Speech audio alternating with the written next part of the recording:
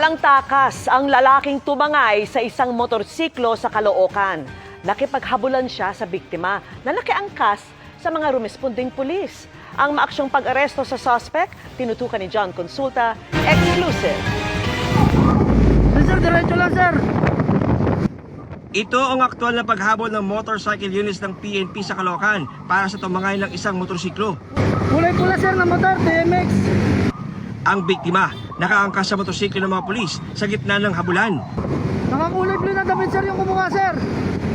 Matapos ang 3 minutong habulan, inabutan ng mga pulis at biktima ang suspect. Ayan, sir, ayun yung motor ko, sir. Paano ito nangyari?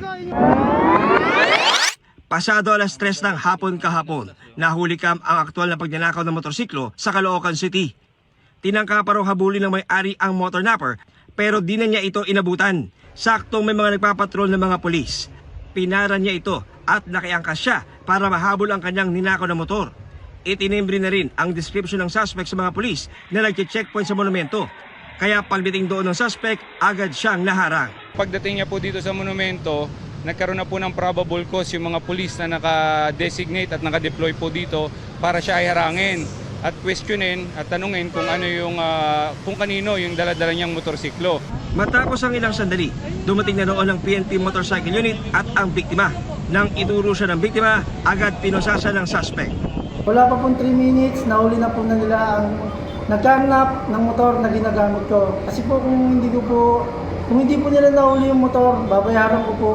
I-shoulder ko po talaga kung magkano po yung motor. Ang pagkaka-aresto po nito ay direktang resulta ng kautusan ng ating Chief PNP at ng ating Pangulo sa mas pinaigting na presensya ng pulis sa kalsada at ang deployment sa mga strategic na location.